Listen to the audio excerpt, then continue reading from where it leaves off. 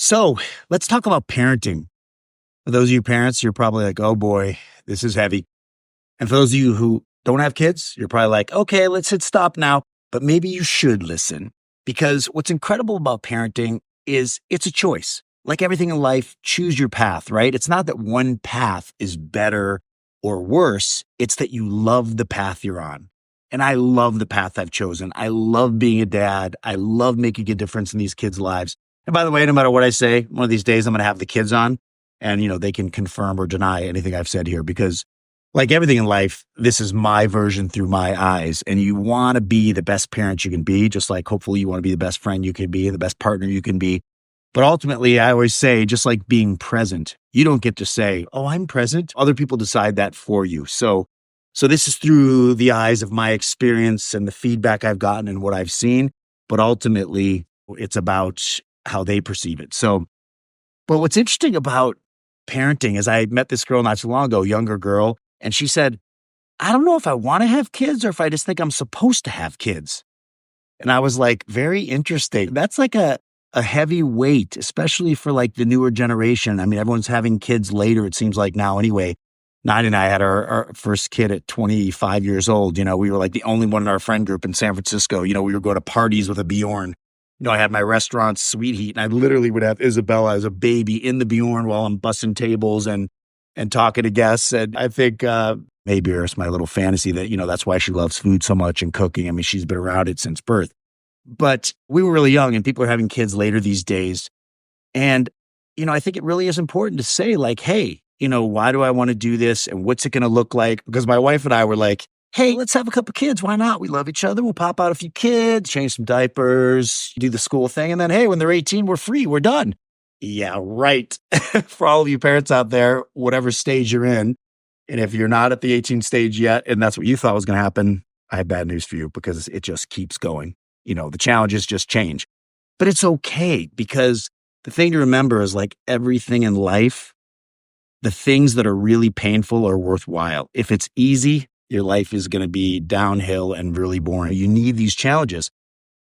But I always say, you got to get into it saying, I'm committed to this journey. It's like people used to say to me, oh, you nervous, signing a lease? It's like, that's 1 year. Like I was sweating bullets when I proposed to my wife because I looked at it as this is a lifetime commitment. And the same thing with having kids. I thought, this is a lifetime commitment. I'm going to take this really seriously. So I guess my first thought to share is just be okay with really thinking about, do we really want kids? Do I want kids? Does this make sense? A good friend of mine, him and his wife, they got married a little bit older and they were wanting to have kids and it was a little bit challenging and it was getting expensive and tiring and even affecting the relationship. And they finally said, which I thought this was brilliant. I use this now for many different facets of my life, but they decided, okay, let's both take this piece of paper and we're going to write down, have to have a kid. It would be nice to have a kid. Don't really want it after all. And they flipped the page over and they both had said, don't really want it after all. I'm okay with it. So that's the irony. They're spending money. They're trying. It's tearing them apart a little bit. So much going on. And ultimately, they both really didn't want it. So it's worth having that conversation up front. We went out for dinner with a couple last night and, they said the same thing. We never even talked about it or thought about it. We were just in love. So we started having kids. And it's important to think about it because these kids deserve a great life. They're brought into this world not by their choice, and we owe it to them to make it a great journey. But you also owe it to yourself as a parent to make sure your journey is still great as well. When we have two children, Isabella and Sebastian. Isabella is now 27, Sebastian's 24. They're both epic and amazing in their own ways. There's been plenty of challenges, which I'll share with you in a moment. But, when Isabella was born, I'll never forget, I was in the hospital seeing my wife, this woman I adored, like watching the baby come out, helping pull it out, cutting the cord. And when they handed Isabella to me, like I wouldn't let her go. I mean, I was like, they finally were like, sir, we have to do these tests and give her these shots. And then I'm like, what are they up to? What are they trying to do? This is my daughter. You're not touching her, And it was my first moment of like, okay, take a breath. And the nurse said something really wild to me. She said, when this girl is 12, 13 years old, you and your wife are still going to have something to talk about.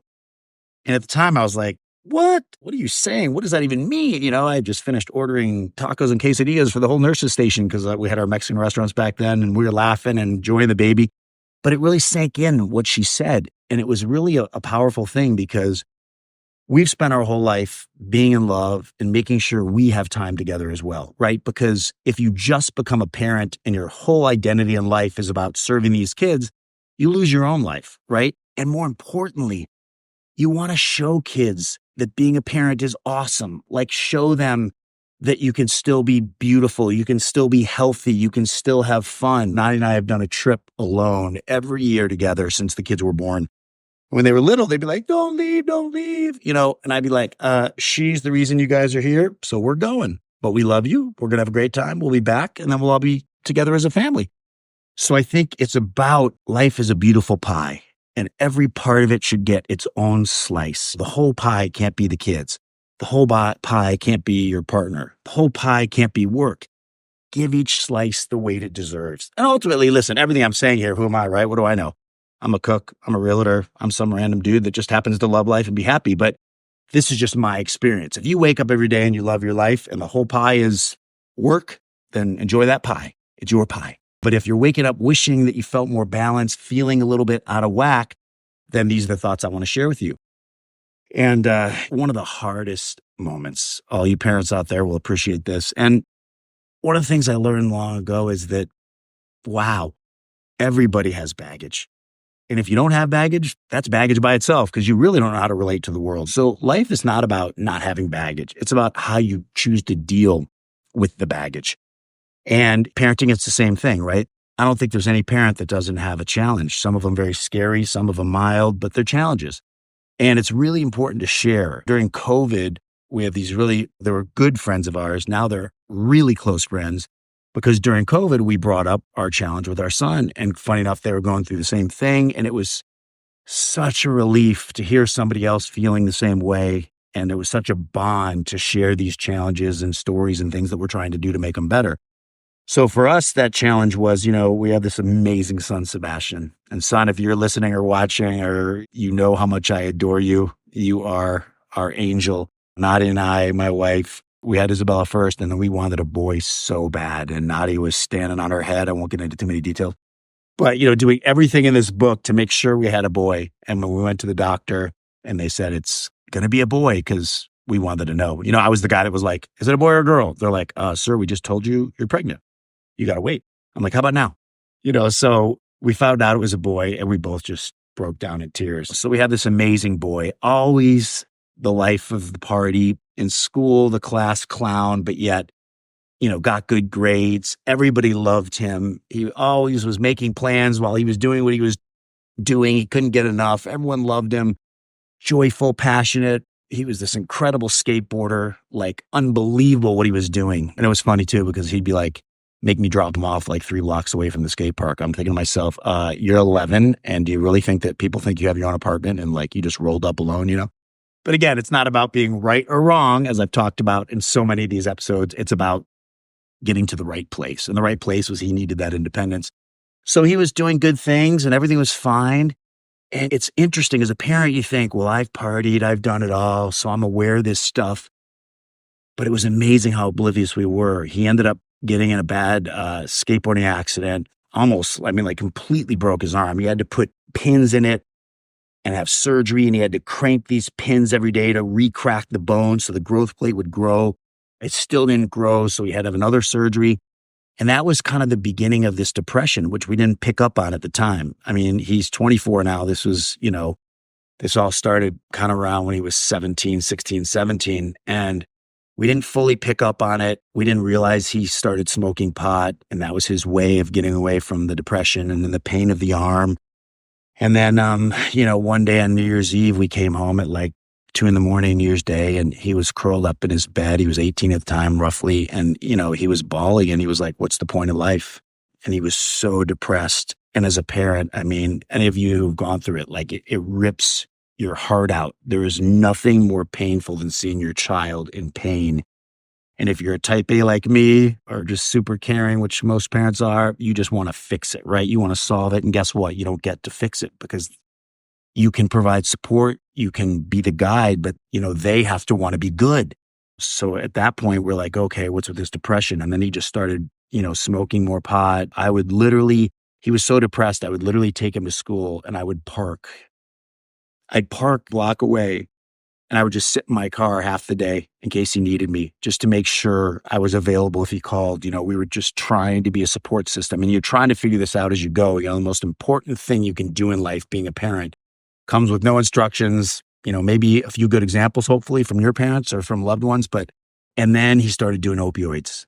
And we came home one night, 9, 10 o'clock at night, and he was sitting there in Indian style in the front entryway with his head down like this. And we thought he was dead. I mean, it was like my whole body went numb, my wife and I. And then we realized he wasn't, thank God, but he was totally out of it. And, we were getting mad at him because we didn't understand the symptoms and what was going on. And it just got worse and worse and worse. And I mean, the fighting and the aggression, he was just so rebellious. And my joke was, have a nice day. Don't tell me what to do. You couldn't say the right thing if you tried. And my wife is so amazing. I mean, I'm going to have her on the podcast for sure because she's the real inspiration, but especially for a mom, not to be stereotypical or anything, but it's even harder, that mom-son relationship and that loving, nurturing soul that she has. It was just tearing her apart. But that's kind of where I came up with the pie analogy, because we went to an Al-Anon meeting, and no offense to anybody who loves or is involved in Al-Anon, but I spent an hour listening to what it seemed like everyone just wanting to retell their painful story. And to me, you don't grow by staying in pain. You grow by moving past it and figuring out what's next. And that was when I stood up at that meeting and said, you know what I'm realizing? I'm realizing he can't have the whole pie. He gets his slice. He gets Sebastian's slice. We have got to live our life. It was tearing Nadia and I apart. I mean, it was so painful. So that was kind of the beginning of he only gets his slice. And you can't make somebody stop doing drugs or drinking or whatever they're doing. They have to want to do it. But as parents, especially when they're 18 or younger, any age for that matter, you love your children, but you have the right to kind of be the guide and to, I used to say to the kids, listen, I'm not saying I'm right or wrong, but I'm saying I take my job seriously and this is my responsibility to you to take care of you. So the single hardest parenting moment of my life, I'm 57. I really thought to myself, I think being dead would be easier. Being dead would be better. We locked him out of the house. We shut the door and we locked it. And he's banging on the door. Let me in. And we're like, no, we'll open this door if you'll go, get treatment, if you'll go to a sober living house, if you'll go to a program. Otherwise, we're not opening this door. And he banged for a while and then he sat there and we see on the camera and then he finally walks away. He's got no money. He's got nothing. He's altered. Some of you might be judging us right now, like, how could you do that? But we were told and we took it to heart. We finally believed if he's going to hit bottom, if something terrible is going to happen, that's what's got to happen, because this is not going to work. It's like the definition of insanity is doing the same thing over and over and expecting a different result. And we were not going to get a different result by doing the same thing. So we said, that's it. And gallons of tears. I mean, we spent 14 hours crying, worrying, but we just knew it was the right thing to do. The police called us at like 3 a.m. and he had gone into somebody's property, not inside the house, but inside the gate. And they had called the cops. Thank God they didn't shoot him. And the cops were angels. It was really weird. When they called, I almost thought like they were trying to trick us or something. They're like, we have your son. And, and I thought, is this a trap? Like some drug dealer? Like what's going on here? So we went there. And sure enough, he was handcuffed in the car and they said, what do you want to do? And our son, he's got such a powerful spirit. And that's the thing. It's all the things that have been challenging for him are what is making him great now. And I'll let you off the hook real quick in case you were worried. He's 5 years sober now and he's kicking butt. But he was in that car and he's like totally out of it. And he says to the cops, you can't arrest me. You can't do anything. There's no charges. And the cops pull me aside and they're like, he's actually right. We're just trying to help you, like literally play good cop, bad cop. And I want to make a call out to a program here in LA called Ethos. This guy, Chris Howard, is our angel. He saved all of our lives. We call him 3 a.m. Not only does he answer, but he pulls up in his pickup truck half hour later. And our son just looks at him. And somehow, like there's this angelic spiritual connection with this guy instantly. And he calmed down. They uncuffed him.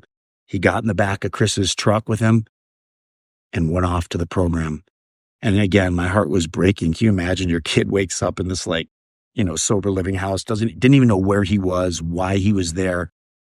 And, he ran away from it and came back to the house. We immediately called Chris. Chris came back and got him. We held the line. And I'm telling you, every parent has to make their own decisions, their own way. This is your child in your life. But we held the line no matter what. If you want to be homeless, but you're not coming back here until you're sober and you're good. And he did it. It was funny because we originally talked to Chris. We're like, yeah. And I'm like, what's your success ratio? Like I'm interviewing, like I have some kind of leverage or like I know anything. And, he's like, 13% of people graduate. I'm like, well, that's pretty lame. And he's like, it's actually pretty good industry wide. And it is. It's that tough. A lot of these kids, either they're just destined to be addicts or it's so hard to get through it that they just can't. But our son graduated. He graduated and he has turned his life around. This tattoo right here, I don't know how well you can see it, but it's these two swords. One is his initial, one is mine. I got this while he was in the sober living house in recovery. My wife got a similar tattoo and we just kept loving him, kept being there for him, but definitely held the line. And, it's so rewarding. He's doing great now. And it's wild too, right? I think one of the biggest parenting lessons that I've had is the most powerful one, which I've always believed was I can't hear what you say because your actions speak so loudly. Like remember that your kids, anybody in your life, of course, but your kids especially, they're not really listening to us. Parents, they don't really listen to parents that much, but they're watching and they're just seeing the example you set. Same thing I was talking about with like taking vacations, right? What does being a parent look like? Well, you're showing them every day. So if you're saying, well, here's the top 3 things to do as a family, but then you're doing all the opposite, it doesn't matter. We used to always do a hug. I would go family hug time and the kids would be like, no, dad. And we'd all get in the kitchen and I'd hug them. We'd all hug each other. And I'd say, all that matters in this whole world can fit on 4 kitchen tiles. This is what it's about. And we still have a text chain called I Love My Family, which I'm sure many people do out there. Your version of it. And, we stay close, we stay tight. My wife is just amazing. And she was so strong and she really did. I give her the credit. I did everything I could, but she was really the driver and was there for Sebastian and knew how to talk to him. And, when he would start ranting and raving and being angry, she would listen very carefully. And then she'd just say, what would you like me to do? Instead of taking the bait and either trying to solve it like she used to and like I used to, or trying to win the argument, or explain what they're not understanding, all that went away. And it was just like, listen, what would you like me to do to help? And it's just so powerful. Like that is the other most powerful parenting message is like, don't be a fixer. Don't be a preacher. Don't talk about what you accomplished. They don't care. It's their life. It's what they're going through. So stay in the question. How are you feeling? How's that going to help? I hate my life. Okay. What life would you like? What are you willing to do to get that life? One of my clients, when my son was going through this, one of my clients said to me, yeah, when I was 19, I was curled up in a ball in the corner of the living room, crying and shaking and freaking out. And I looked up at my dad and I said, am I going to be okay? And his dad said, I don't know. That's up to you. And walked out of the room. How many of us could do that, right? As parents, but that's the power. The power is not, well, here's how you can be good. Follow these 5 steps. No, it's like, that's up to you. How can I help? What do you need from me? And that was the thing with Sebastian. It was always like, and then when he got sober, it was back to a battle about bills and paying for things. And I always said, listen, we're like Euro trash. We love Europe. And I love the way families live in Europe. They keep the parents in the house, most of them, until they're dead. The kids are in the house until they're, married. And sometimes still when they're married, there's this really great sense of family. But in America, I think it's dangerous because, my wife said it best. Adult kids don't belong at home. Because when they're at home, you're going to treat them like kids. That's the first challenge. And they don't like that. But my wife would say to him, if you're here, I'm going to treat you like a kid. You're in the house. So we insisted that he make his own way. And what I always said was, you have to live as if we're dead, right? The most basic thing you have to be able to do as an adult is pay your rent, pay your insurance, your gas, your food, be independent. And then great. If you want to be a rich rock star, do it. If you want to just have the simplest life and be a waiter, do that. But you've got to at least pay your bills.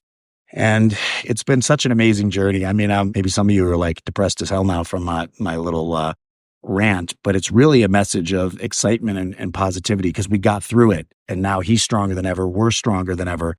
And my daughter Isabella, she was amazing. She was there for Sebastian and she put up with a lot too because it affected family vacations. It affected, holidays. It affected birthdays. I mean, it was 4 or 5 birthdays in a row for Sebastian that were just like, we wanted to come home and cry, or we did cry. And then all of a sudden now they're joyful, and he's so determined. And for anybody out there who's sober, you are my hero because sobriety, you are dealing with demons beyond what the rest of us are having to deal with. I mean, you're like superheroes because it is so powerful to, first of all, get through the addiction and then to embrace your new life sober. And, now our son is out there. He's a sober mentor. He's getting paid great money to help other people make a better life. He's acting, he's modeling, he's paying his own rent. He lives in his own place and he's kicking butt. And it's so joyful to see it. And we've evolved with our kids now to where like we're friends, but we're still, respected as a parent figure, but we're friendly and we just enjoy each other. We have fun, and that's a big part of it always. It's like all these little things, you get one shot at this. For those of you who are young parents, what I'm going to tell you is like, number one, if it feels good, you're probably screwing up because the hard stuff doesn't feel good. Saying no doesn't feel good. More than ever, we have to teach kids accountability. And I think, our generations are changing now, but it's a really unique time because especially in Los Angeles, for any of you listening somewhere else, you're probably like, what is he talking about? But in LA, most 13, 14, 15, 16-year-old live like they're making several $100,000 a year. They got all the great clothes, cars, dinners, restaurants. And I didn't grow up that way. As you know from the earlier episodes, my childhood wasn't so lovely and I just had to make my way. But I'm grateful for it. I love my life. I wouldn't change anything about my life, but it doesn't necessarily apply to their lives. They have their own lives. But, if I was in charge of the school system, I'm telling you, I would make it from like when they're in grade school that like, here's your allowance for the week. If you run out of money, you don't eat. Teach them accountability, budgeting, teach them problem solving. I would lock them in the classroom and they all have to work together to figure out where the teacher went and what to do while she's gone and how to get out of the classroom. Learn how to debate, how to understand the other side instead of what matters to you. It's this whole kind of generation of your way.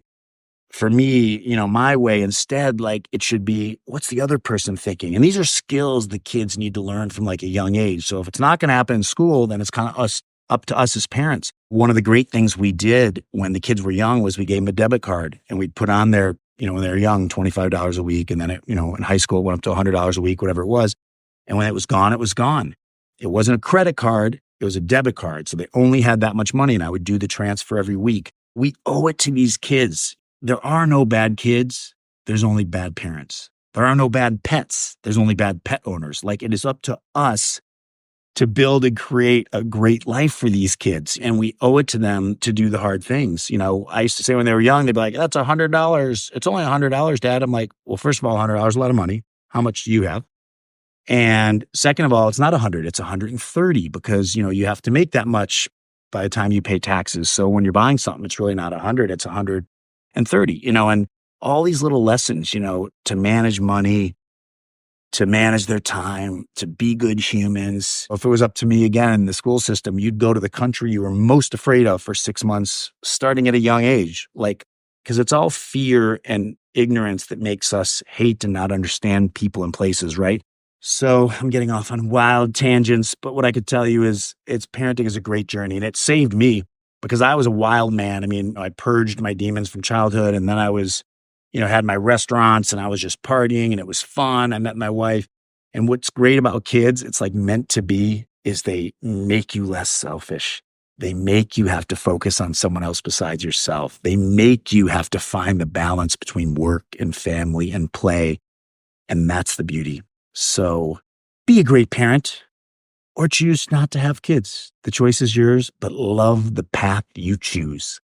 Thanks so much.